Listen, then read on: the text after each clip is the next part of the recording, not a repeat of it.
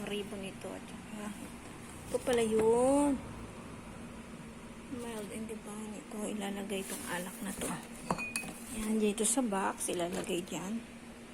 Ilalagay itong alak na to dyan sa box. Mabasag natin, makabayad pa ako. Ayan, meron din siyang ilalagay na glass sa loob. Ayun, may glass siya sa loob, oh. May glass pala yan. Ayos, ayun, oh, may glass sa loob. Hindi ko lang makita. Yan, dito ilalagay itong alak. Tapos lalagay itong name. Ano to, souvenir nila? Diba? Dami nito. Dadalhin sa Pangasinan. Sa Pangasinan kasi gaganapin ang kasal. Pamimigay sa kasal. Ayan. Parang souvenir yata nila. Ayan, parang sa ninong-ninang. Ang daming alak. Meron pa. Wow, daming alak. Sana all alak.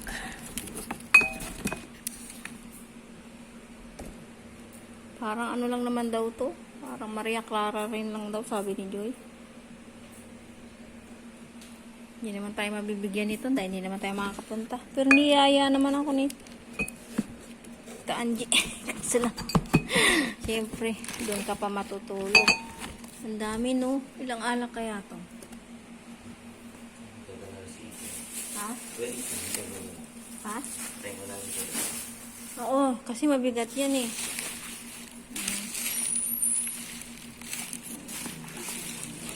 Dami, pamimigay nila ito. Ano ito? Souvenir.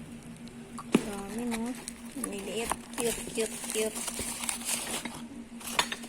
Oh, maliksi naman na siya. Huwag talaga tapa. Iba na iniisip mo, ha? Ha? Ang tatlong bulog. Ay. Tatlong kasi siya nabulog eh.